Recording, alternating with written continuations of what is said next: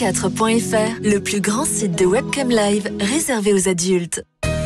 Brigitte Lahaie, Sud Radio, le Love Conseil. Alors Samuel Doc, faut-il tout se dire sexuellement? Alors on le dit, on le répète dans cette émission, bien sûr qu'il faut communiquer quand quelque chose ne va pas sexuellement ou quand on a envie de quelque chose. De là à faire un compte rendu après chaque rapport sexuel, c'est certainement pas bon pour la sexualité du couple, ça je pense que personne n'en doute. Je crois que ce qui est important à comprendre, c'est que je crois que c'est un de vos copains, Lacan, qui avait dit il n'y a pas de rapport sexuel, hein, c'est ça. Hein.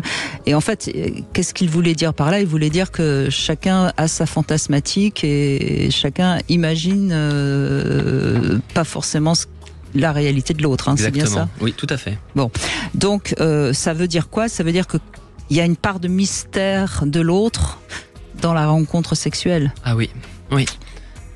Et je pense qu'on peut tout dire, mais je crois que c'est un problème, et peut-être que je vais choquer quelques-uns de vos auditeurs, mais je crois aussi qu'un peu de pudeur et de ne pas tout montrer, forcément, ça peut aussi préserver le couple, parfois. Voilà, donc je crois que c'est important de se dire, de ce Love Conseil, je voulais juste montrer qu'à quel point la transparence dans le langage de la sexualité, ça n'existe pas. Bien sûr. Donc qu'il faille évidemment quand il y a quelque chose qui va pas le dire, c'est important. Quand on a un désir de quelque chose, c'est peut-être bien de le dire. Mais attention de ne pas vouloir absolument tout poser des questions sans arrêt ou tout dire. Et puis, moi je trouve qu'un peu d'humour, ça aide parfois à dire les choses sans les dire.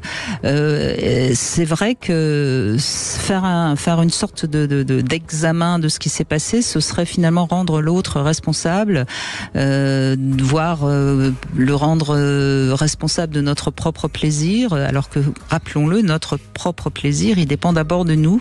L'autre ne pourra nous faire jouir que si on a envie de jouir quelque part. Hein.